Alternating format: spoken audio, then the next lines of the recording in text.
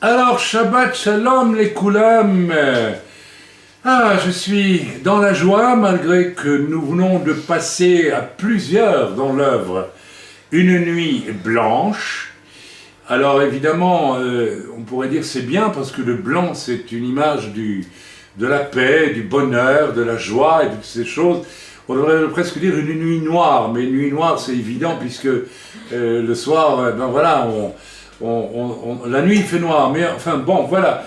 J'ai donc un esprit particulièrement brumé ce matin, mais par la grâce de Dieu, je vais pouvoir vous apporter la parole. Et c'est d'autant plus troublant que je me suis demandé ce matin en venant comment j'allais faire, tellement ma tête est chargée de besoin de sommeil.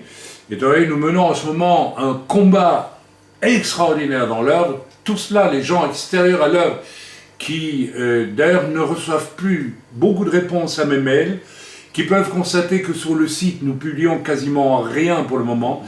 Tout ça c'est parce qu'en ce moment nous sommes impliqués dans un combat très très spécial dont je ne révélerai rien pour le grand public ici, pour des raisons stratégiques et spirituelles, mais vous serez bientôt au courant et vous serez, je crois, j'espère en tout cas, réjouis parce que vous allez découvrir. Amen. Nous entrons dans des temps où il est à peu près certain que bientôt nous devrons être des chrétiens clandestins, parce qu'après ce temps de coronavirus qui est très étrange, personnellement, et c'est mon avis, je ne crois pas du tout à l'innocence de cette maladie, je pense qu'elle a été voulue, et que c'est un immense test pour voir comment on pouvait forcer 3-4 milliards d'individus à obéir au doigt et à l'œil. Alors bien sûr, je ne suis pas en train de vous dire de vous rebeller et de ne plus vous protéger en vous lavant les mains, mettre les masques, etc. Bon, bien sûr, faites-le, parce que de toute façon, il y a des morts. Hein. Mais il y a derrière ça toute autre chose, et nous devons devons maintenant prier, mais très fortement, je vous le conseille, pour ce qui vient après, parce que ce qui vient après, eh bien qu'on vous dira que vous êtes conspirationniste si vous adhérez à cela, mais on nous prépare une société prise en main par des autorités, mes amis. Ça veut dire l'armée, la police, vous verrez, ça va venir. Et en fait, Big Brother, vous savez, l'antéchrist va vouloir mettre sous sa coupe toute l'humanité. Donc il faudra une humanité qui lui obéisse et pour laquelle il va décider de tout. Bon, on y va, on voit très bien la direction que prennent les choses, et vous savez, je vais peut-être vous choquer, mais lorsque je vois les gens qui, tous les mardis ou je sais pas quoi, ou applaudissent les médecins sur leur balcon, oui, c'est gentil, c'est beau, mais en même temps, je me dis, pauvres gens qu'on est en train de berner, tout simplement. On est en train de les berner. On joue avec les bons sentiments des gens, et en fait, c'est triste. C'est profondément triste, parce que derrière tout ça, il y a bien d'autres choses, et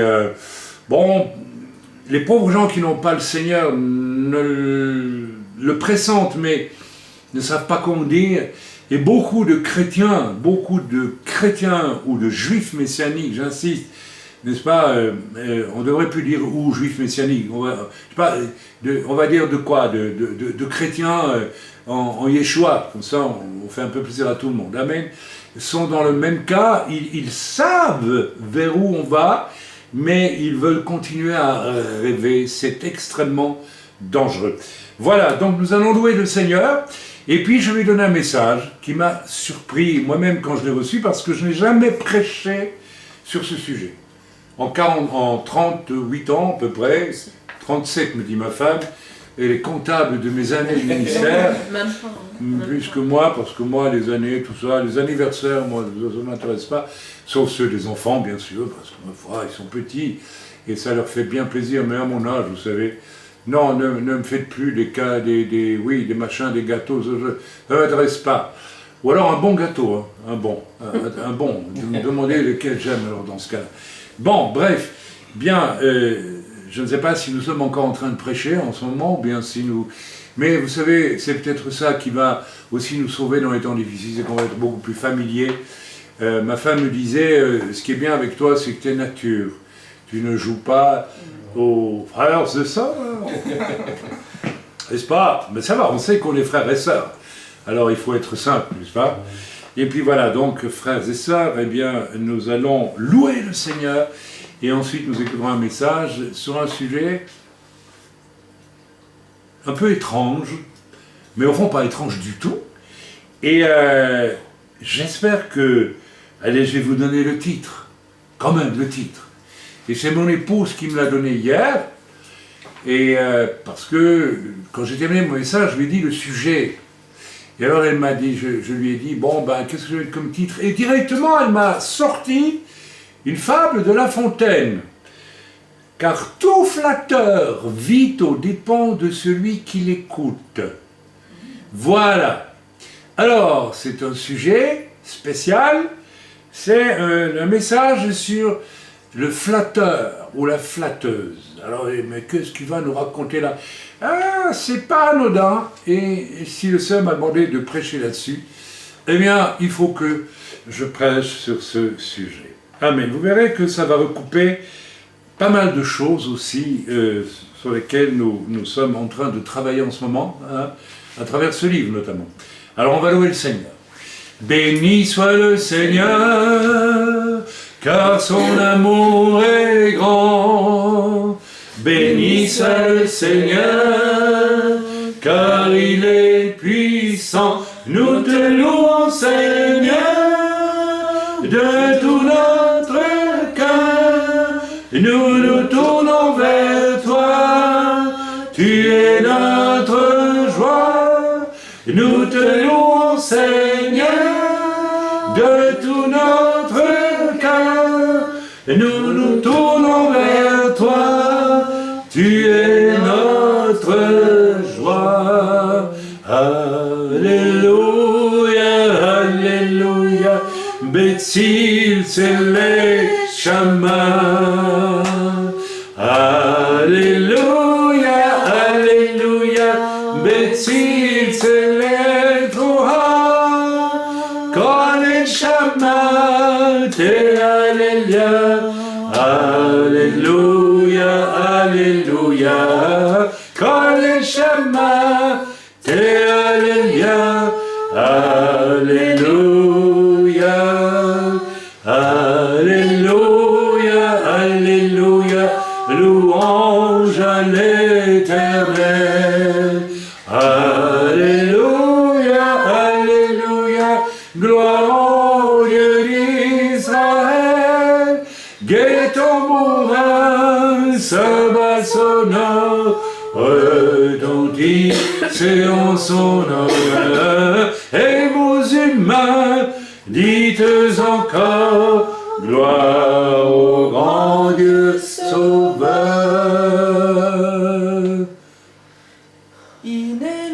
Yanou, Velo Ishan, j'avais le même, Velo Ishan, Shomer Israël. Inelo Yanou, Velo Ishan, Shomer, Shomer Israël. Inelo Yanou, Velo Ishan, Shomer Israël. Inelo Yanou, Velo Ishan, Shomer, Shomer Israël.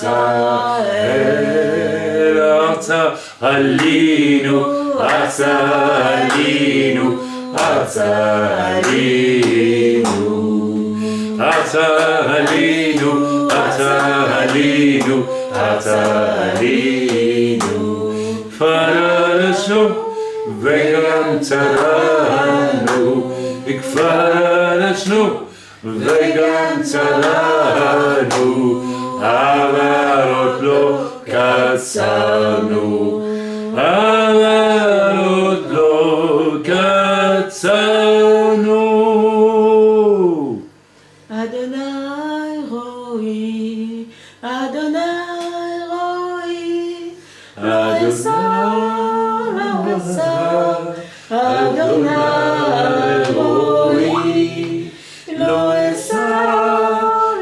Yesod, Adonai Roi. Amen. J'ai l'impression que peut le suivre ce chant-là. Un autre, s'il vous plaît. Amen. Shema Israël, Adonai Eloheinu, Adonai Echad, Baruch Shem Kevod, Malchuto, Leolam Vaed, Baruch Adonai Eloheinu, Adonai Echad. Amen. Alléluia. Un chant encore. nous voulons voir Jésus élevé comme un étendard sur ce pays. Nous voulons voir Jésus élevé comme un étendard sur ce pays, pour montrer à tous la vérité et le chemin vers le ciel. Nous voulons voir Jésus élevé. Nous voulons voir Jésus élevé. Amen. Alléluia. Encore un, s'il vous plaît. Alléluia. Roi des rois, Seigneur des seigneurs, gloire. Alléluia. Roi des rois, Seigneur des seigneurs, gloire. Alléluia. Jésus, Prince de paix, gloire. Alléluia. Jésus, Prince de paix, gloire. Alléluia.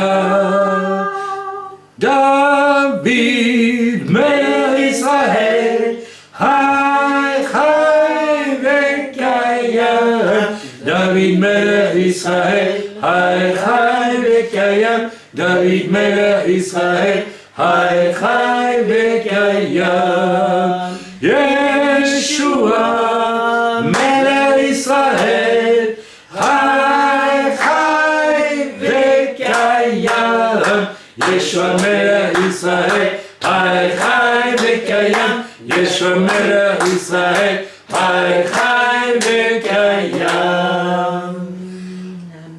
Amen. Gloire à Dieu. Bien, merci Seigneur pour ce temps de louange, même si nous sommes tous un peu fatigués parce que nous avons tous ici une nuit noire mais blanche. Ce qui veut dire que nous n'avons pas dormi cette nuit, pas du tout, étant donné les combats que nous menons en ce moment. Alors hier, au terme d'une journée où j'ai passé, je ne sais pas, 7, 8 heures, non peut-être pas 8 heures, mais au moins 7 heures, derrière mon ordinateur pour un travail bien particulier, que les gens dans l'œuvre connaissent, amen. Je me suis assis parce que le matin, je me suis assis aussi, et j'ai dit, Seigneur, que vais-je prêcher n'est-ce pas, pour ce Shabbat. Et le Seigneur m'a dit, ne t'occupe pas de ça, va tout de suite à ton travail sur ton ordinateur. Il y a une course contre la montre à mener contre le diable en personne avec ce travail. Alors vous qui ne savez pas de quoi il s'agit, vous saurez bientôt de quoi il s'agit. Donc, alors j'ai obéi bien sûr, et finalement le soir, je me suis assis, j'ai prié. Et le Seigneur m'a donné un passage dans les Écritures, à savoir le psaume 12. Le psaume 12, donc, qui s'intitule « Les paroles mensongères ». Donc je répète le titre de ce message, emprunté à M. Jean de La Fontaine. « Tout flatteur vit aux dépens de celui qui l'écoute ». Et je vous lirai, en fin de ce message, la fameuse fable du corbeau et du renard, parce que cette fable est écrite par un homme qui savait de quoi il parlait, et il n'y a aucune raison de ne pas citer Jean de La Fontaine quand il dit des choses qui recoupent la Bible elle-même. Donc nous le ferons, et il y a une profondeur dans les fables de La Fontaine. Vous savez, c'est des animaux qui parlent, on dit ça c'est gentil, c'est beau, c'est mieux. C'est beaucoup plus profond et beaucoup plus intéressant qu'on ne l'imagine. Amen. Donc le psaume 12, nous allons le lire. Les paroles mensongères est le titre de ce psaume. Au chef des chantres, sur la harpe à 8 cordes, psaume de David. Amen. Sauve, Éternel, car les hommes pieux s'en vont. Les fidèles disparaissent d'entre les fils de l'homme. On se dit les faussetés les uns aux autres. On a sur les lèvres des choses flatteuses. On parle avec un cœur double. Que l'Éternel extermine toutes les lèvres flatteuses. La langue qui discourt avec arrogance, ceux qui disent « Nous sommes puissants par notre langue, nous avons nos lèvres avec nous, qui serait notre maître ?» Parce que les malheureux sont opprimés, que les pauvres gémissent, à cause de ceux qui, n'est-ce pas, sont des flatteurs et qui mentent. Nous allons voir dans ce message, on parlait de la flatterie. Et nous allons voir en quoi elle est un mensonge. Quelqu'un qui vous flatte peut même vous dire la vérité sur vous. Mais le mensonge, il est dans son intention, qui n'est pas de vous dire la vérité sur vous, mais de vous emmener dans un piège. On va parler de la flatterie. J'ai jamais prêché sur ce thème, jamais. Mais on va prêcher là-dessus ce matin. Alors écoutez bien, parce que c'est extrêmement important. Parce que les malheureux, verset 6, sont opprimés, que les pauvres gémissent. Maintenant, dit l'Éternel, je me lève, j'apporte le salut à ceux contre qui l'on souffre. Et croyez-moi, en 40 ans, plus de 40 ans maintenant de vie chrétienne, non, me dit mon épouse, 40 ans, et en 37 ans de ministère, j'ai vu des flatteurs, meurtriers, menteurs. Ben, je les ai vus, certains périr, mes amis, mourir physiquement, amen, ou bien disparaître de tous les radars, dans des situations abominables qui signifient que Dieu les a rejetés ou que Dieu les confine dans des situations terrifiantes. Les paroles de l'Éternel, verset 7, c'est bien, c'est au verset 7, 7 c'est le chiffre du divin, n'est-ce pas? Et voilà, qu'est-ce qu'il est dit au verset 7? Les paroles de l'Éternel sont des paroles pures. Donc tout l'enjeu de détecter le danger du flatteur et de celui qui est flatté, c'est que tout ça est d'une impureté colossale qui vient de Satan en personne. Mais les paroles de Dieu sont pures. Un argent éprouvé sur terre au creuset et 7 fois épuré. Toi, Éternel, tu les garderas. C'est-à-dire, tu préserveras, tu garderas ceux qui sont victimes des flatteurs. Je ne parle pas ici de ceux qui sont flattés, qui aiment se faire flatter. Je parle de ceux que le flatteur veut détruire en vous flattant. Toi, Éternel, tu les préserveras de cette race des flatteurs, des menteurs, des séducteurs, des faux prophètes, de Jézabel, mais de chacun d'entre nous aussi, parce que la flatterie peut être présente dans nos cœurs, et nous allons voir pourquoi elle peut être présente dans nos cœurs et dans nos rapports les uns avec les autres. Eh oui, ça peut être présent à l'état peut-être plus larvaire, mais néanmoins présent. Et vous savez, une larve, en principe, ça grandit. Et une chenille devient toujours papillon. Alors il vaut mieux, permettez-moi l'expression, zigouiller la chenille tant qu'il est temps, avant qu'elle devienne papillon. D'accord. Comme le dit le colonel Chabert dans le colonel Chabert de Balzac, n'est-ce pas? Il dit à un moment donné, il a des œufs en main qu'il a pris dans un nid, il dit à des enfants, vous savez, de ces œufs peuvent sortir des jolis poussins, mais peuvent sortir aussi des serpents, et puis même des dragons, n'est-ce pas? Oui, alors, dans nos cœurs, il peut y avoir des jolis petits oiseaux, des gentils poussins, mais il peut y avoir des serpents et des dragons qui sont tapis. Alors faisons attention. Verset 9, les méchants se promènent de toutes parts quand la bassesse règne parmi les fils de l'homme. Alors quand j'ai lu ça, je me suis dit, mais qu'est-ce que je dois dire à partir de cela? Parce que, et puis le Seigneur m'a dit, tu vas construire tout le message sur, n'est-ce pas, le verset 4, non, sur le verset 3, la deuxième partie. On va commencer par la première. On se dit des faussetés les uns aux autres. On a sur les lèvres des choses flatteuses. On parle avec un cœur double. Retenez ça, celui qui flatte, il a un cœur double. Il prétend vous dire quelque chose d'agréable, mais dans son cœur, il y a une autre idée. Il y a quelque chose d'autre qui se tapit. Il a un cœur double. Elle a un cœur double. C'est un homme ou une femme.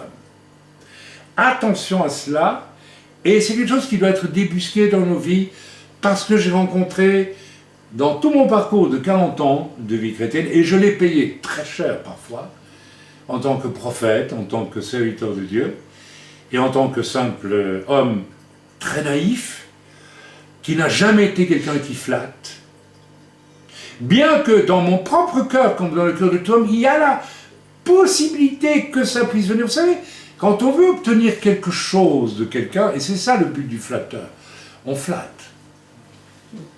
Ok. L'inverse, c'est toujours refuser de flatter et dire au contraire aux gens la vérité. Elle ne flatte pas la vérité très souvent.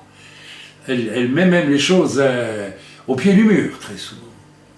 Alors, vous avez déjà là des pistes pour savoir si vous-même ou si les gens autour de vous sont des gens de vérité ou bien des personnes avec quelque chose de la flatterie possible.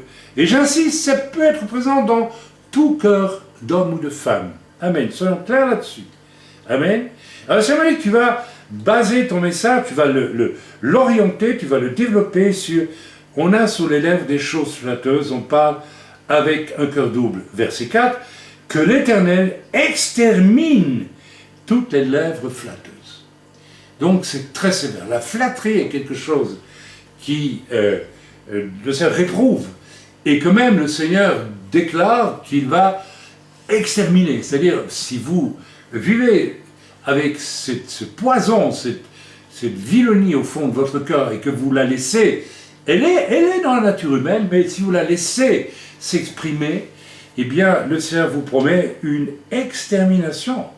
Il exterminera vos lèvres flatteuses.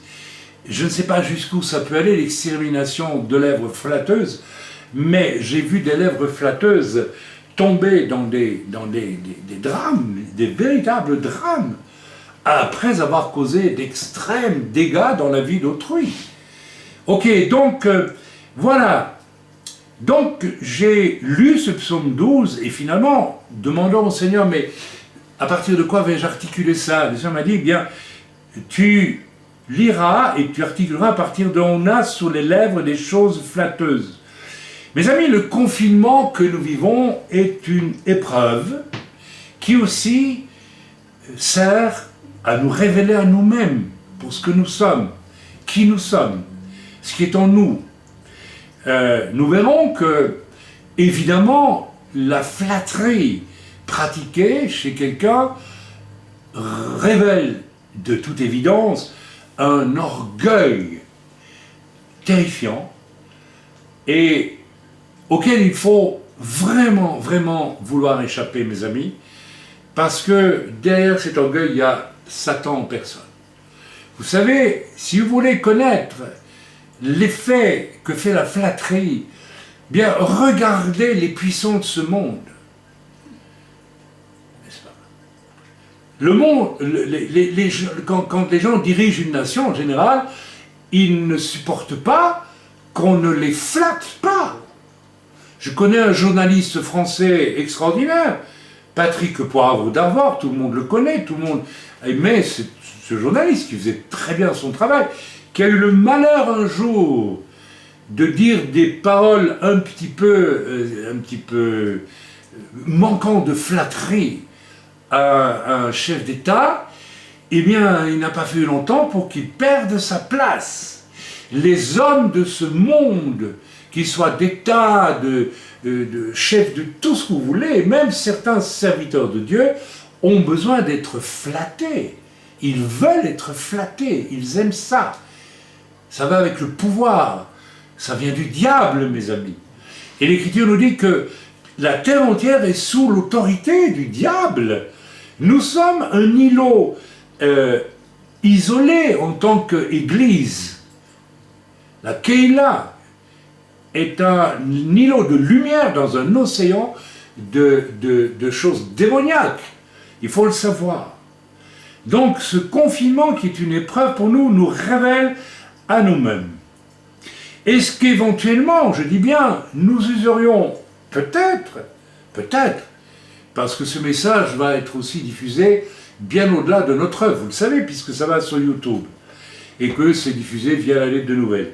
Mais serions-nous dans nos rapports, n'est-ce pas, userions-nous dans nos rapports, en étant confinés peut-être, de lèvres flatteuses vis-à-vis d'un l'un et de l'autre? Et si nous le faisons, alors vous savez, c'est quoi une lèvre flatteuse? Le problème, c'est que c'est insidieux. Ça vient comme quelque chose de gentil.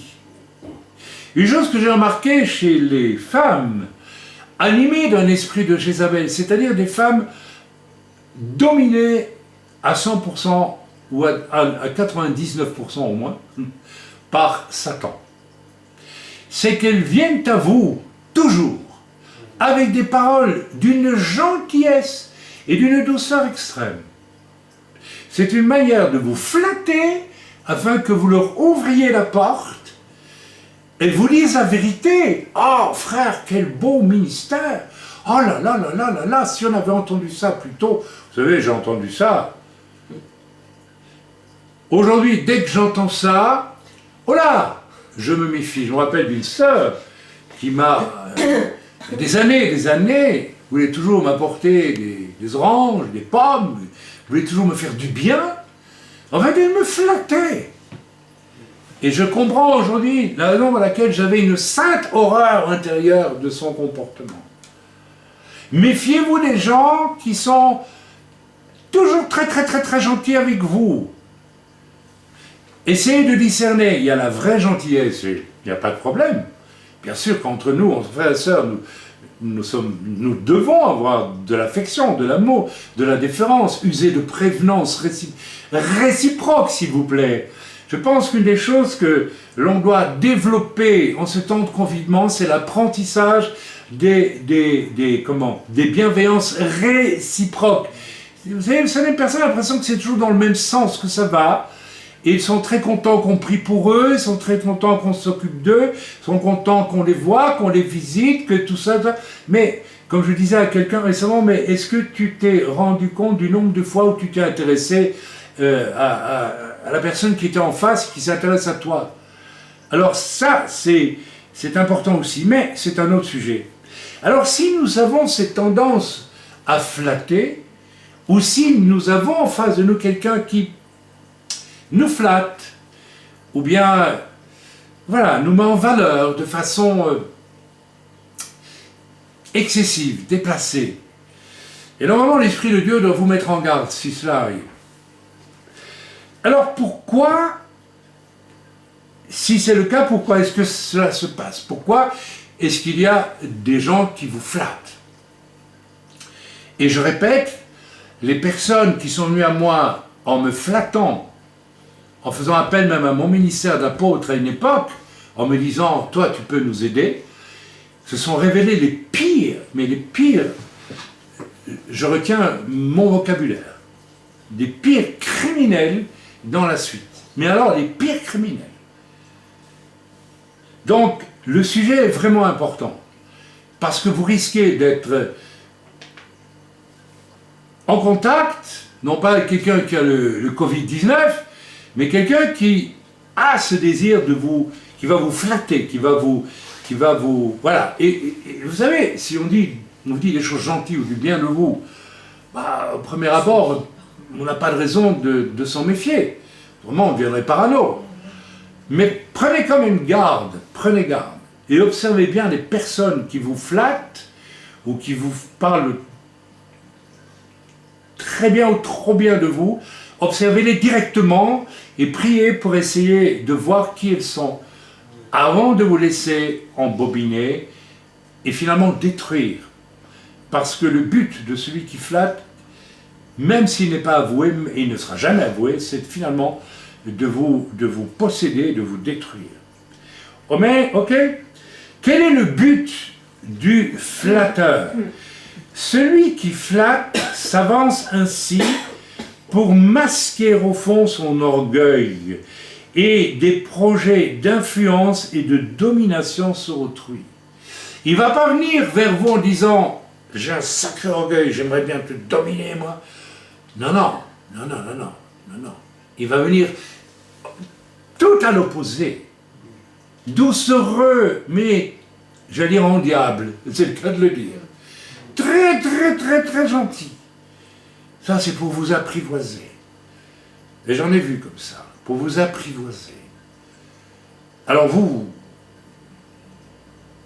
c'est pas facile.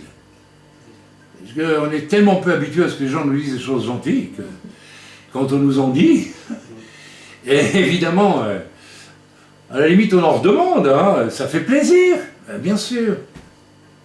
Si on dit que vous m'aimez bien, vous savez, j'ai vu tellement de gens qui m'ont pas dit qu'ils m'aimaient bien, et sans raison d'ailleurs, que bon ben voilà, je vais quand même le prendre, hein, ça fait plaisir. Et si je vous dis que je vous aime bien aussi, mais voilà, pourquoi est-ce que je t'aime bien, Fabio? Que moi je t'aime bien, Priscilla, c'est ça la question. Je vous aime bien parce que quoi? Ou parce que simplement je vous aime bien. Ah, où est la vérité? La vérité, c'est que je vous aime bien, c'est tout. Ok, j'espère que vous le sentez comme ça. Ils le sentent comme ça va. Donc le flatteur est un menteur, et c'est pourquoi le Seigneur dit que on parle qu'un cœur double, n'est-ce pas? Au verset 3, il est dit, on se dit des faussetés les uns aux autres, on a sur les lèvres des choses flatteuses, on parle avec un cœur double. Tout est là chez le flatteur. Il est un menteur, pas nécessairement dans ce qu'il va vous dire, mais il est menteur dans ses intentions, le flatteur. Il veut vous mener quelque part où, crac, il va vous attraper. C'est terriblement sérieux, c'est important. Alors mes amis, cet état d'esprit qui cache un désir très orgueilleux de vouloir, n'est-ce pas, vous influencer, vous dominer, vous contrôler, vous assujettir. Chez les femmes qui ont malheureusement un esprit de Jézabel, et les hommes qui ont aussi un esprit d'Akab d'ailleurs, le désir relationnel final avec les autres, c'est de les mettre à leurs bottes. Et rien que ça. Beaucoup d'hommes peuvent être Akab avec des femmes parce qu'ils ne les voient que comme des objets de satisfaction de leur désir primaire. Et vous savez, on connaît des milliards d'histoires, de romances qui ont commencé ainsi. Que font ce genre d'hommes-là? C'est intéressant, n'est-ce pas? Quand ils veulent prendre une femme uniquement pour leur satisfaction. Alors maintenant, comme la sexualité est débridée, on peut dire, ouais ben, allez, on y va pour ça, parce que c'est ce qui se passe maintenant. Mais il n'y a encore pas très longtemps, et encore aujourd'hui, que faisaient ces hommes-là? Oh mademoiselle, vraiment, quand je vous vois, vous me faites penser à ma grand-mère qui était si gentille, si belle. Oh, tenez, vous avez vu sa photo? Oh, vous lui ressemblez tellement, c'est magnifique. Et puis je ne sais pas quoi dire, parce que moi, c'est pas mon style.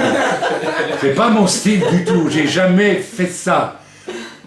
J'ai réalisé un jour dans ma vie que des hommes, excusez-moi, pardonnez-moi pour l'expression, draguer, je n'ai jamais dragué une fille. Je ne sais pas comment on fait, je n'ai jamais été flatteur. Pourquoi? Parce que, je le dis en toute sincérité, toute honnêteté, même si j'ai péché avant ma conversion, et je l'ai fait bien sûr, commis ce péché, mais mon désir profond a toujours été de trouver une compagne pour une alliance pour la vie, et pas de courir pour satisfaire mes passions. Mais combien de personnes vous flattent, hommes ou femmes, parce qu'ils veulent vous consommer, parce qu'ils veulent vous bouffer, parce qu'ils veulent vous prendre tout ce que vous avez. C'est exactement ce que font les faux prophètes d'aujourd'hui. Ils vous flattent. Ils vous annoncent que vous allez être bientôt très riche, que vous allez avoir une grande onction, plein de choses. Ils vous flattent, ils vous prophétisent des tas de choses. Bien gentils, bien tout ce que vous voulez. Ah ben oui. Mais quel est leur but derrière? Quel est leur but? Élargir leur public et prendre votre argent, tout simplement. Et les gens marchent. Et les gens marchent. Parce qu'ils ont été flattés. Parce que... Écoutez certains de ces ministères des grandes estrades. Écoutez comment ils fonctionnent. Ils sont là, du haut de l'estrade, et dites à votre voisin qu'il est merveilleux dans le nom du Seigneur. Dites, allez. Et tous comme des ânes, tu es merveilleux dans le nom du Seigneur. Ah, on est merveilleux, on est content. Dieu nous aime. Le type là, sur l'estrade, il nous l'a dit. Oh, quel bonheur. Pauvre victime. Avant que tout flatteur vitaux dépende de celui qui l'écoute. Mes amis, redevenons plus virils, plus lucides. Nous avons beaucoup d'amour entre nous, n'est-ce pas? Mais nous avons évacué tout ce qui n'est pas de l'amour du Seigneur. Nous continuons à le faire tous les jours. Savez-vous, mes amis, que la plupart des divisions dans un groupe, dans une église, n'est-ce pas, sont toujours dues à la naissance de quelque chose d'humain qui se veut très spirituel. Ceux qui divisent dans une église, en général, qu'est-ce qu'ils font? Ils vont trouver des gens qui veulent emmener derrière eux, et ils disent quoi? Ils disent, vous savez, moi je ne peux rien vous promettre, j'ai jamais eu de ministère, je ne sais pas, mais j'en ai marre du pasteur, et puis je ne peux rien vous promettre, hein. Mais si vous me suivez, on va essayer de faire un truc quand même. Et il n'y a personne qui va les suivre. Alors qu'est-ce qu'ils font? Ils flattent. Ils vont flatter les gens, insidieusement, pour, n'est-ce pas, essayer de prendre une place dans le cœur des gens qui va gommer la place du serviteur ou des anciens ou des serviteurs qui, eux, vous aiment, mais ne vous flattent pas. Cherchent votre bien s'ils sont de bons et de vrais serviteurs. Et combien de personnes se laissent attraper à ce piège-là? Parce que beaucoup préfèrent entendre des paroles flatteuses que d'écouter la vérité, qui n'est pas toujours nécessairement si facile que ça à recevoir. Mais qu'est-ce qu'il vaut mieux? Qu'on nous dise la vérité, qu'on nous aime vraiment, ou bien que l'on nous dise des mensonges en nous faisant croire à un amour qui n'existe pas? Et vous savez, j'ai vu des cohortes de chrétiens qui finissent par aboutir dans le canal, dans l'ornière, dont les vies ne portent aucun fruit, parce qu'ils ont été un jour séduits par une personne qui les a flattés et qui les a emmenés là où ils ne devaient jamais aller. Amen. Amen. Celui qui divise commencera toujours par vous flatter. C'est pas difficile. Lorsque une bonne partie de notre œuvre nous a quittés, il y a bien des années, des gens que j'avais amenés au Seigneur, dans tout un groupe du côté de je ne vais pas citer le nom, ça ne fait rien, en Suisse romande, et où il y avait la possibilité de démarrer une nouvelle assemblée d'ailleurs. Eh bien, le criminel qui a détourné tous ces gens, il les a flattés. Il les a flattés, il leur a fait entendre qu'il était quelqu'un extraordinaire. Aujourd'hui, il est toujours en prison, ou il vient de sortir, je ne sais pas. Ils ont été séduits par un flatteur. Un loup ravisseur va toujours vous flatter. Il ne va jamais vous dire, vous savez, je suis un sale type, mais j'ai envie de faire un truc quand même, et puis on s'en va, on quitte l'église. Personne ne le quitte. personne ne quitte. Donc retenez ça. Voyez ce qui est écrit au verset 2. Au verset 2, eh bien, en conséquence de la flatterie, sauve Éternel, car les hommes pieux s'en vont. Les fidèles disparaissent entre les fils de l'homme. Le flatteur fait disparaître les fils de l'homme. Il les détruit. Il les emmène hors de la bergerie et il les dévore, il les détruit. Et à travers lui, c'est le diable qui les détruit, il les dévore. Amen. Continuons. Le but du flatteur est de faire de vous une personne en perte de fidélité, là où c'était jusque-là ce que... là où elle était, pardon, jusque-là fidèle. Prenez garde, mes amis. Une des ruses du diable, c'est d'envoyer des flatteurs pour vous détourner de votre place dans le corps universel du Messie. Là où vous êtes né de nouveau, une des stratégies du diable va être d'essayer de vous amener ailleurs, ou bien de vous, voilà, de vous flatter, pour essayer de vous amener ailleurs et vous détruire. Là où vous êtes fidèle, vous êtes béni. Là où vous laissez flatter, l'infidélité va entrer. Déjà, le simple fait d'écouter la flatterie qui est une ruse du diable pour vous détourner de ceux qui vous protègent finalement, qui sont votre garantie, parce que je vous rappelle une chose, l'Écriture dit que ce n'est pas non seulement vous qui devrez rendre compte de vos choix de vie devant le Seigneur, mais nous, les serviteurs, nous devons rendre compte de la façon dont nous sommes occupés de vous.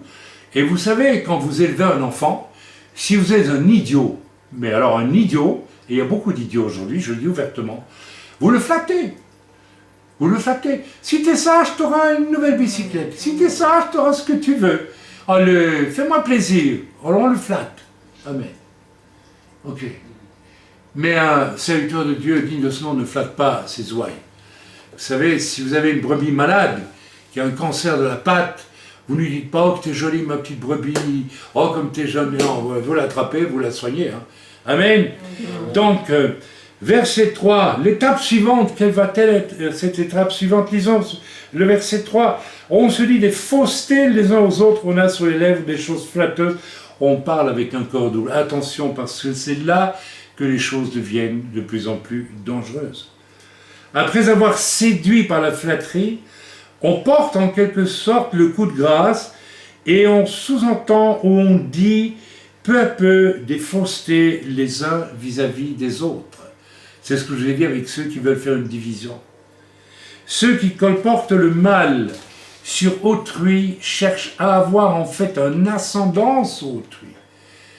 Toutes les personnes, et c'est pourquoi la parole est très sévère avec la médisance, qui consiste à rapporter des choses vraies mais inutilement. Je sais que jadis, mon frère Fabio était le chef de la mafia portugaise.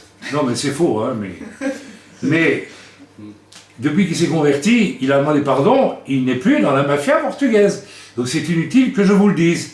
Donc voilà, je viens de commettre un acte de médisance. Et Fabio rigole. Mais vous avez compris ce que je veux dire. Donc déjà ça, c'est pas permis par l'Écriture. Maintenant, calomnier, c'est inventer ou colporter des choses fausses qu'on ne vérifie même pas, c'est encore pire. Alors pourquoi les gens le font-ils? Ben, je vais vous le dire pourquoi ils le font. Parce qu'en faisant ça, ils vous mettent le grappin dessus. Ils veulent vous amener quelque part où vous ne devez pas aller. Ils ont un pouvoir sur vous. Il y a des gens qui se font un plaisir de construire presque une contre-église de Yeshua Mashiach, qui devient une église de Satan, en se faisant les spécialistes des ragots contre les uns ou les autres. Je dis bien des ragots, pas des choses vérifiées, des ragots.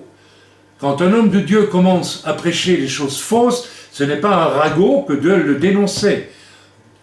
Mais lorsque l'on accuse un serviteur de Dieu d'avoir fait ceci, fait cela, et qu'on n'a aucune preuve de ça, et qu'en plus, très très souvent même c'est complètement faux, là, c'est on poursuit un but très sombre. Mes amis, celui qui colporte des paroles mauvaises, mensongères, est un flatteur qui est passé à l'étape suivante. Il recherche désespérément, quoi? Du pouvoir qu'il n'a pas. Et il le cherche avec des moyens charnels et diaboliques. C'est le diable qui est derrière lui, ou qui est derrière elle. Amen. Verset 4, le Seigneur est extrêmement sévère avec ces choses. Que l'Éternel extermine toutes les lèvres flatteuses. Extermine. C'est-à-dire qu'il les détruise, les réduise à rien. Vous savez, j'ai vu un jour un homme, dans une réunion, c'était tout jeune évangéliste, qui était l'oncle de la femme d'un pasteur. Cette femme de pasteur était un problème et était extrêmement jalouse. Et elle a fait une scène de jalousie, tout à fait déplacée, devant des tout jeunes personnes amenées au Seigneur par mon ministère d'évangéliste dans une réunion. Je m'attendais à ce que son époux la reprenne et lui dise d'arrêter. Il ne l'a pas fait. Donc, en tant qu'homme responsable, j'ai pris mes responsabilités et avec respect, mais néanmoins fermeté, je lui ai demandé de se taire, d'arrêter de faire un travail qui est en train de semer le trouble le plus profond. Vous voyez, le témoignage pour des jeunes convertis. Il y avait là 12-15 personnes que je venais d'amener au Seigneur. Dans les Ardennes belges. Et l'oncle, cette femme s'est tue. J'ai arrêté les dégâts le plus vite possible. Heureusement, les nouveaux convertis n'ont pas vraiment compris. Si j'avais laissé aller, vous savez, c'était une catastrophe. Et l'oncle de cette femme était présent. C'était un chrétien. Et en sortant de chez moi, dans la voiture, avec le pasteur et donc sa nièce, il m'a critiqué. En quelque sorte, il a pris parti, il a flatté sa nièce. Il est rentré chez lui une demi-heure après, et sur le pas de sa porte, en ouvrant la porte, il est tombé mort, mes amis. Oui. Je pourrais vous donner une kyrielle de témoignages de personnes que j'ai vues mourir à cause de la flatterie, à cause du mensonge. Critiquer mon attitude qui était absolument nécessaire. Non, le cas que je viens de vous écrire, c'était un mensonge. Une chose que ça ne permet pas. Leçon, mes amis, continuons à lire le verset 5, 6. Ceux qui disent « Nous sommes puissants par notre langue », vous voyez ? Nous avons nos lèvres avec nous. Qui serait notre maître ? Qui serait notre maître ? Vous savez, quand je vois toutes les intentions mensongères de... Pas tous. Vous savez, quand... Je ne sais pas vous, mais quand on regarde certains hommes politiques ou de pouvoir, on voit quelquefois des gens sincères et honnêtes, mais une majorité de flatteurs, de menteurs. Leur fin sera terrible, mes amis. Sera terrible. Regardez, observez, c'est pas difficile. Parce que les malheureux sont opprimés, que les pauvres gémissent, les pauvres. Maintenant, de l'Éternel, je me lève, j'apporte le salut à qui? J'apporte le salut à ceux contre qui l'on souffle. Leçon, mes amis, la leçon, elle est claire. Fuyons les flatteurs, les flatteuses, s'il y en a, ils sont ou elles sont des orgueilleux, des orgueilleuses, qui cherchent à vous, n'est-ce pas, à vous séduire, afin que vous l'idolâtriez, lui ou elle. C'est ça le but caché. Fuyez ce genre de personnes. Je ne dis pas qu'il faut rompre toutes vos relations avec, mais méfiez-vous-en beaucoup. Et déclinez les paroles de flatterie. Je l'ai fait avec cette sœur qui venait aux réunions il y a tant d'années et qui me flattait et qui portait au nu mon ministère. Combien de fois je lui dis d'arrêter, de se taire. Combien de fois je lui dis, il y a quelque chose chez toi de malsain que je ne supporte pas.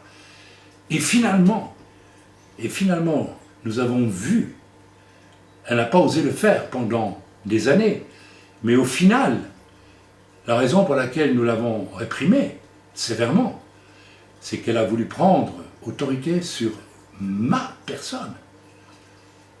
Jézabel s'est révélée au final, d'une façon totalement irrespectueuse, en essayant d'entraîner une autre personne d'ailleurs. Eh oui mes amis, ça prend du temps chez certains, mais ça vient toujours à la lumière.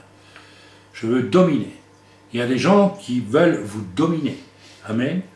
Alors vous savez, vouloir dominer un serviteur de Dieu, c'est très dangereux. Parce qu'un serviteur de Dieu, ce n'est pas quelqu'un qui est là pour vous dominer, c'est quelqu'un qui est là pour servir Dieu à votre avantage. Et vous voulez le dominer, vous allez voir ce qui va vous arriver. Vous allez voir ce qui va vous arriver. J'ai rencontré beaucoup de flatteurs, de doucereux et de mielleux sur ma route. Vous savez, oh là là, oh, quel formidable ministère, frère. Mes amis, ceux-là sont souvent les pires. Je ne dis pas que ça ne me fait pas plaisir quand on me dit de temps en temps, ah ben écoute, j'ai appris quelque chose grâce à toi, là et là et là. Mais la première chose que je fais, vous savez, vous l'avez peut-être remarqué, je rentre à l'intérieur, je dis, oui, pas plus loin que ça. Pas plus loin que ça. Je n'ai pas envie d'être flatté. Ça ne m'intéresse pas. Amen. C'est important de voir ce qu'il y a au fond de nos cœurs, mes amis. C'est très important. Malheur à vous quand on dira toute espèce de bien vous concernant, dit l'Écriture. Lisons ça dans Luc au chapitre 6 et au verset 26. Luc chapitre 6, verset 26. Lisez avec moi. C'est tellement important, c'est tellement sérieux. Alors, je n'ai pas de doute que ce message va probablement concerner plutôt, je crois, des gens extérieurs, mais ça peut peut-être concerner l'un d'entre nous. 6, verset 26, lisons ensemble ce passage qui dit quoi? Qui dit « Malheur lorsque tous les hommes diront du bien de vous, car c'est ainsi qu'agissait leur Père à l'égard des faux prophètes. » C'est ce que Jésus dira aux pharisiens. À l'égard des faux prophètes. Malheur lorsque tous les hommes diront du bien de vous, car c'est ainsi qu'agissait leur Père à l'égard des faux prophètes. Oh là là. C'est terrible ça, n'est-ce pas? Parce que les faux prophètes acceptaient ces flatteries. Bien sûr. Vous voulez reconnaître un faux prophète aujourd'hui? Testez-le sur, je sais pas, aller dans une réunion et puis aller trouver, dites-lui que vous trouvez merveilleux, formidable, etc. Puis vous voyez sa rédaction. Vous savez, j'ai vu sur des estrades internationales des gens venir sur une estrade, soi-disant spontanément, mais en fait c'était tout calculé, pour dire soi-disant spontanément aux serviteurs qui prêchaient là, vraiment, vous êtes une bénédiction dans ma vie, il s'est passé ceci, il s'est passé cela. Et le serviteur de jouer l'étonné, le surpris. Au lieu de dire tout de suite, bon écoutez, allez vous rasseoir, c'est bien, merci, alléluia, gloire à Dieu, mais on en reste là. Je ne suis pas sur la plateforme pour ça. Et puis, au contraire, lui dire, ah bon, vraiment, vous avez ressenti ça, vous pouvez me dire comment, etc. Et allez, cet homme aime être flatté. Et tout ça a été fabriqué. Les amis, il y a des choses comme celle-là qui se fabriquent aujourd'hui. Il y a du relationnel dans certaines dénominations qui ne sont possibles que parce qu'il y a une tribu de flatteurs qui flattent une personne qui aime être flattée, qui est le chef, qui est le patron du club. Absolument, ne flattez pas le patron, vous allez voir ce qu'il va vous faire. J'ai connu ça en France et à Jérusalem. Ah, tu peux venir à Jérusalem, mais d'abord tu vas mettre à plat ventre pendant au moins 10 ans. Pour nous montrer que nous sommes les grands. Après, on verra ce qu'on peut faire de toi. Tu seras mort en 10 ans, mais enfin, ça ne fait rien. Mes amis, mais c'est ça, le discours. Et je l'ai connu en France, ce discours. Seulement, moi, par malheur, Dieu m'a dit au début de ma conversion et de mon ministère, jamais de dénomination, jamais de fédération. Pourquoi? Parce que cet esprit de flatterie vis-à-vis des leaderships, etc., il est partout. Il suffit d'aller voir, mes amis, et vous vous en rendrez compte. J'ai vu des pasteurs ne pas avoir le courage de dire la vérité, n'est-ce pas, à un bureau de fédération, parce qu'ils avaient peur, disaient-ils, de perdre leur carte de pasteur.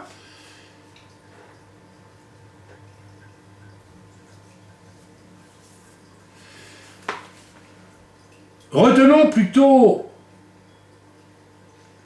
Matthieu 5, verset 11. Allons-y, mes amis. Eh oui, j'en dis des solides, hein, je sais, j'en dis des solides. Et bientôt, il va sortir quelque chose qui en dit de très solide aussi. Et vous allez être surpris. Oh, pas tellement surpris. Peut-être effrayé. Mais c'est bon d'être effrayé parfois. Et qu'on nous montre la vérité. Il y a un juif qui est un ami qui n'est pas du tout au Seigneur, mais qui se pose beaucoup de questions, qui a envoyé à ma femme, parce que bon, il parle avec ma femme de ce que je dis, de ce que je pense, de ce que j'écris, mes livres et tout ça, et il a répondu à ma femme quelque chose de très étonnant. Il a dit à ma femme, tu peux le répéter? Les gens qui marquent ne sont pas ceux qui... Alors oui, les gens qui marquent, il dit ça à ma femme. Alors pourquoi il dit ça à ma femme en parlant de mes livres, etc. Et il n'est pas converti, hein. C'est un juif laïque. De temps en temps il met une kippa, parfois il ne la met pas. Hein. Il se cherche, on va dire. Les hommes, les personnes qui marquent ne sont pas celles qui vous disent ce que vous voulez entendre, mais celles qui vont vous dire ce que vous avez besoin d'entendre. Ah, j'ai aimé ça. Ah, j'ai aimé ça. Je ne sais pas si cette sentence, il la tient de quelqu'un d'autre, mais en tout cas, je la garde, parce que je la trouve excellente. Et c'est un juif qui n'est pas au Seigneur, qui a sorti à mon épouse. Donc en fait, il a été terriblement, parce qu'on est en relation avec lui, il nous a beaucoup observés, et il nous a comparé à certaines personnes qui ne sont pas chrétiennes, qui ne sont pas disciples de Yeshua, et il a vu la différence. Il a vu que le témoignage marque, notre témoignage marque quelque chose. Alors que les gens qu'il connaît dans son environnement ne marquent pas du tout de cette façon-là. Ils marquent pour beaucoup d'autres choses. Amen. Lisons maintenant Matthieu 5, verset 11. Alléluia. Heureux serez-vous lorsque l'on vous outragera, qu'on vous persécutera et qu'on dira faussement de vous toutes sortes de mal à cause de moi. Réjouissez-vous et soyez dans l'allégresse, parce que votre récompense sera grande dans les cieux, car c'est ainsi qu'on a persécuté les prophètes qui ont été avant vous. En d'autres mots, on n'essaye même pas de flatter un prophète, parce que ça ne marche pas du tout. Alors après, qu'est-ce qu'on fait? On le tue. On le tue. Vous savez, Yeshua était très sévère avec la flatterie. Alors, je n'ai malheureusement pas... Alors, nous allons voir dans Marc, au chapitre 10 et au verset 7, une parole de Yeshua qui nous montre que Yeshua n'aimait pas du tout ce qui pouvait n'être même qu'un début de flatterie. Alors, si c'est si sévèrement réprimé par Yeshua lui-même, c'est que vraiment le problème est sérieux. Lisons ensemble Marc 10, verset 7. 17.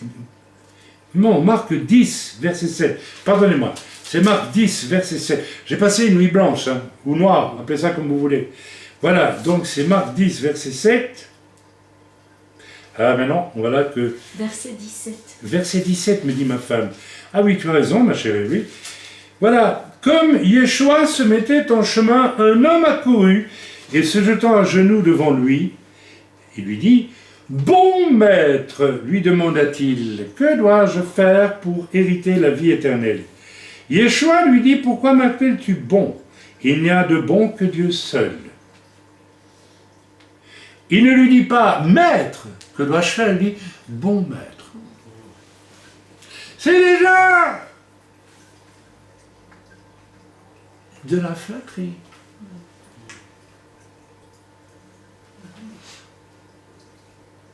Ça veut dire que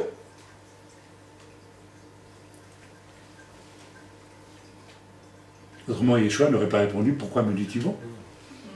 Il n'y a que Dieu qui soit bon. Or, Yeshua est Dieu. Mais Yeshua est Dieu dans un corps d'homme. et il ne veut pas qu'on l'élève.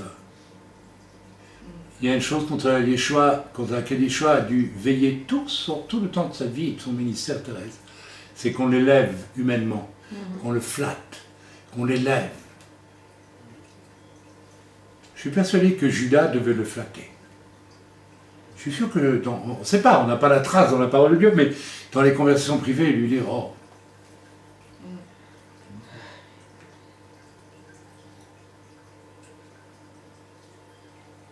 Qu'est-ce que le diable fait quand Jésus est au désert?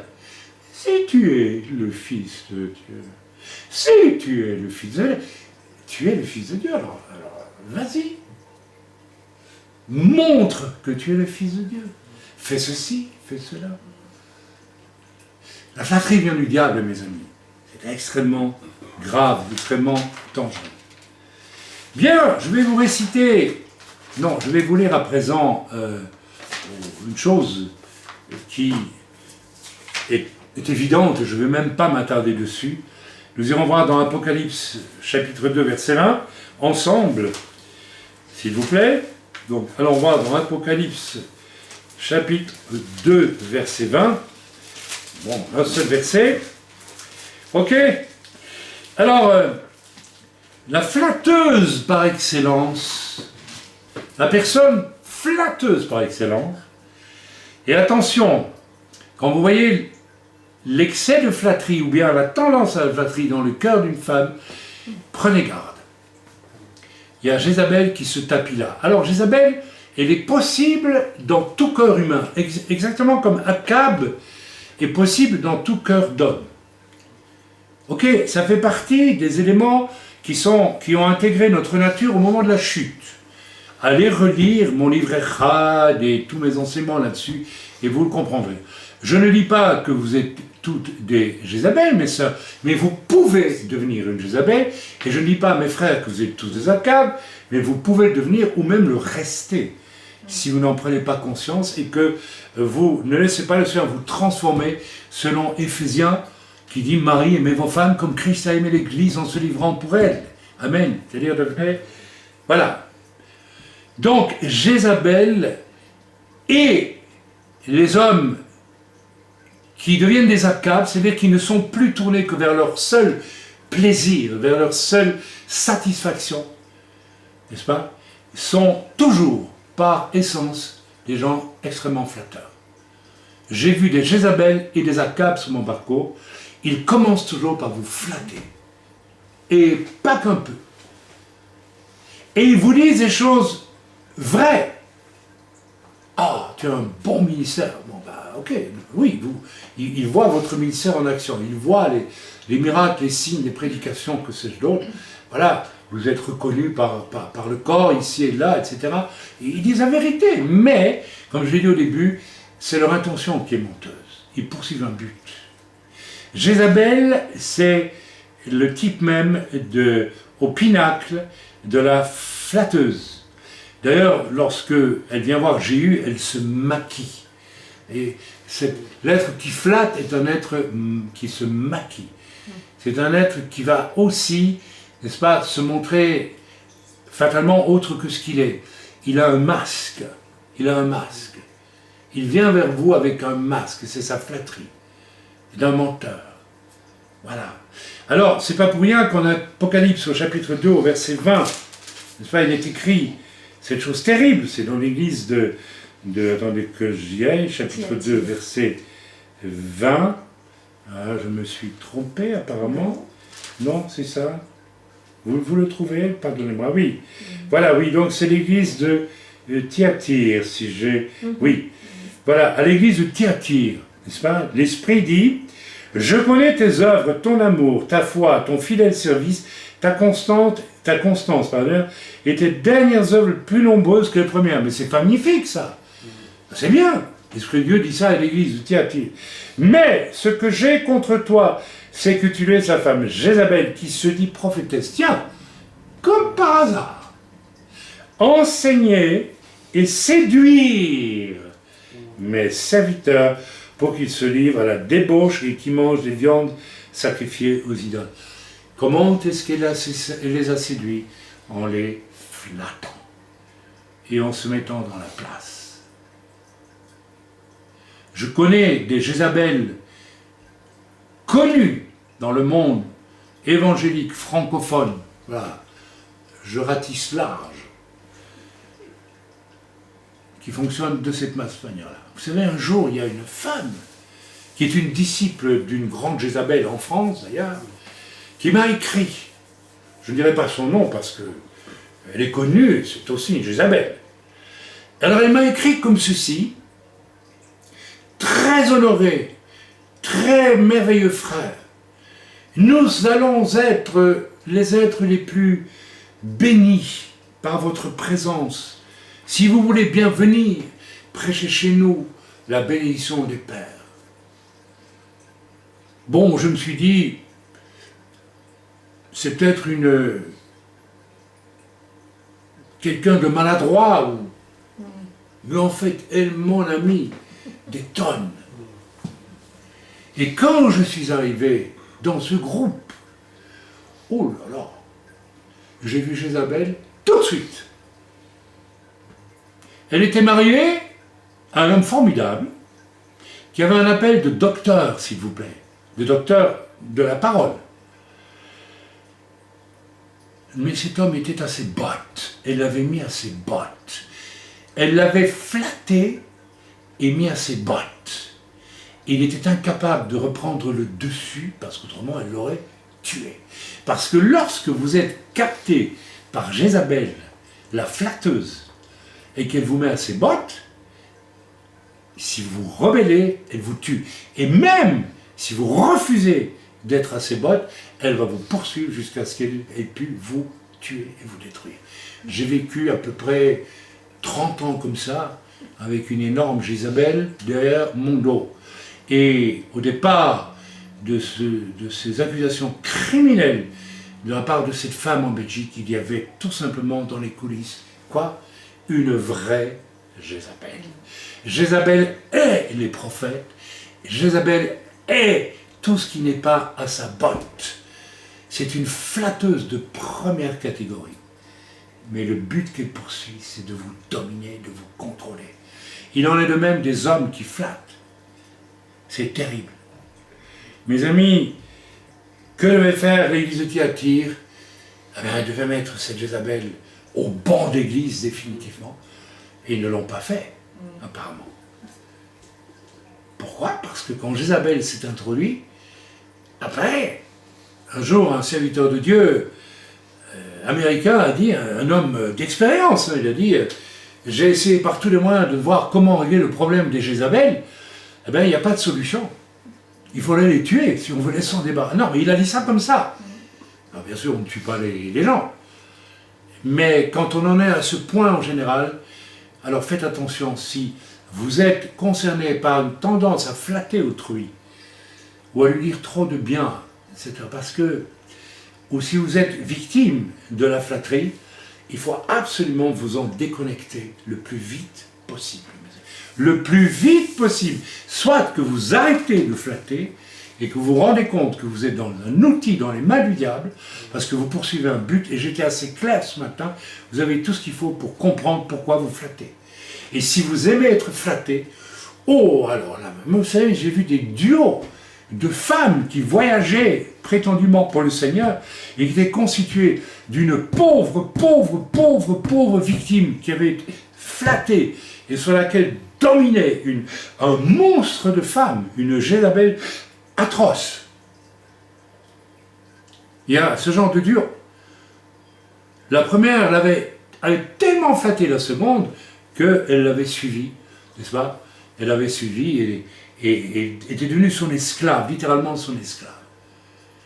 Vous savez, quand vous voyez des femmes, n'est-ce pas, j'en ai vu dans le ministère, et que vous voyez leur mari falot à côté, j'ai vu ça avec Gwen Shaw, je le dis ouvertement parce que c'est une fausse enseignante, elle a enseigné des choses fausses. C'est pour ça que je peux le dire et je le dis. Amen. Oui, absolument. Gwen Shaw qui enseignait à racheter la terre en mettant du vin et du pain, et comme le fait aussi une certaine évangéliste en France, qui est elle aussi une fameuse Jézabel, entre parenthèses. Et vous observez, les maris de ces femmes C'est tout, viens là, mon chéri, autrement fais gaffe. Hein. Et ils marchent, ces messieurs. Alors moi, je vous dis, messieurs, dans ce cas-là, il faudrait vous lever. Hein. Vous voyez, ça suffit maintenant. Tu arrêtes. Amen. Mes amis, faisons attention. Alors, je vais vous lire, parce que je crois que ce n'est pas mal de le faire. Il y a une morale extraordinaire dans cette fable de La Fontaine, qu'on appelle le corbeau et le renard. On l'a tous étudié, on l'a tous lu, et La Fontaine a des clés. Hein. Je vous la lis. Maître Corbeau, sur un arbre perché, tenait en son bec un fromage. Maître Renard, par l'odeur alléchée, lui tint à peu près ce langage. « Hé, bonjour, monsieur du Corbeau, que vous êtes joli, que vous me semblez beau, sans mentir, dit le menteur. Si votre ramage ressemble à votre plumage, la manière dont tu causes, Totor, est aussi belle que les vêtements que tu portes. Allez-y pour la flatterie. Sans mentir, si votre ramage se rapporte à votre plumage, vous êtes le phénix des hôtes de ces bois. Vous êtes le meilleur, vous êtes le plus beau. Vous êtes le prince de Marseille. C'est sûr et certain. Et pour montrer sa belle voix, l'autre, le flatté, il ouvre un large bec, laisse tomber sa proie. Le renard s'en saisit. Ah bah oui, il obtenait ce qu'il voulait. Et dit, mon bon monsieur, apprenez que tout flatteur vit aux dépens de celui qui l'écoute. Cette leçon vaut bien un fromage, sans doute. Et le corbeau, honteux et confus, jura, mais un peu tard, on ne l'y prendrait plus. Mes amis, le fromage ici, c'est choisi par La Fontaine, pas par hasard. Il ne dit pas des cacahuètes ou juste un petit morceau de viande. Le fromage, à l'époque de Jean de La Fontaine, c'était pas comme le fromage qu'on a aujourd'hui. On en trouve 42 000 sortes dans les grandes surfaces, n'est-ce pas?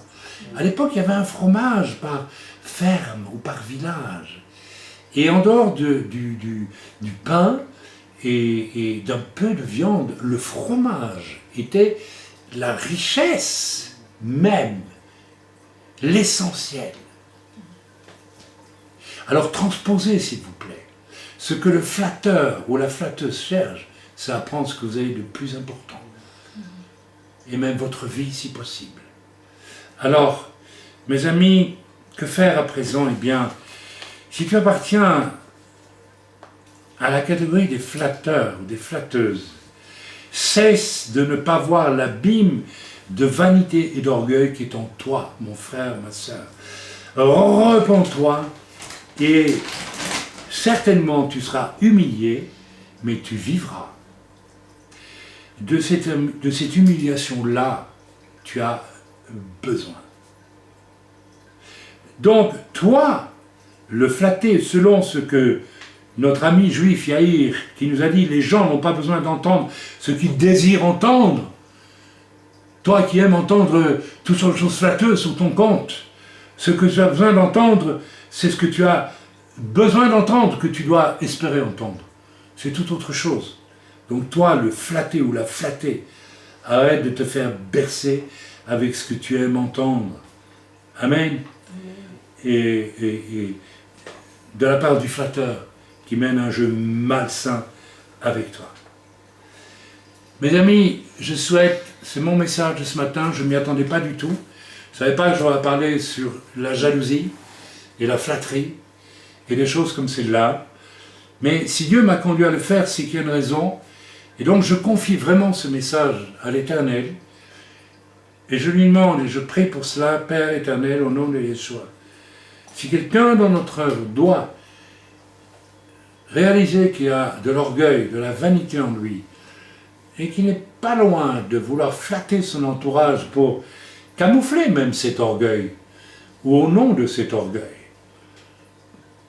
qu'il réalise qu'il cherche en fait à prendre un pouvoir sur autrui. Lorsque nous flattons notre entourage, c'est parce que nous voulons le dominer, le contrôler. Si quelqu'un dans notre œuvre vie de cela, ne serait-ce que l'amorce de cela dans son cœur, qu'il puisse se repentir maintenant, dans le nom de Yeshua. Et Seigneur, je remets ce message entre tes mains. Seigneur, lorsque j'ai quitté l'Ukraine, j'ai simplement dit aux serviteurs, d'accord de travailler encore avec toi, mais à condition que nous puissions discuter un peu ensemble de certaines choses avec lesquelles je ne suis pas très à l'aise. Cet homme m'a répondu, moi, je suis le Saint-Esprit. Et notre relation était brisée. C'est-à-dire, cet homme, au fond, avait un besoin d'être flatté, profondément flatté. Et je ne l'ai pas flatté. Je l'ai aimé, et beaucoup aimé. Mais au moment où j'ai dû lui dire, dans l'amour et dans le respect et la vérité, c'était fini. Il y a beaucoup de gens comme ça, vous savez. Seigneur, que ce message puisse aller vers tous ceux qui doivent le recevoir. Seigneur, j'ai relâché des paroles et j'ai écrit à certains serviteurs de Dieu cet an dernier parce que tu m'as demandé de le faire. Et ce que j'ai écrit était sage, mesuré et vrai. Je n'ai pas eu de réponse parce que je crois qu'au fond, peut-être certains préfèrent être flattés que de dire Amen lorsqu'on les conseille ou les reprend ici et là. J'ai 71 ans, je connais les gens auxquels je m'adresse et je fais ce que j'ai à faire en tant qu'être responsable qui ne cherche pas à flatter pour être aimé, mais qui fait son devoir de frère. Si ton frère pêche, va et reprends-le, dit l'Écriture. Sinon, je te redemanderai son sang. Tout simplement. Soyez bénis dans le nom de Yeshua. Et je vais inviter les gens dans l'œuvre qui sont sur écoute d'ouvrir de nouveau les micros et nous allons peut-être prendre un temps ensemble. Mais là, on finit.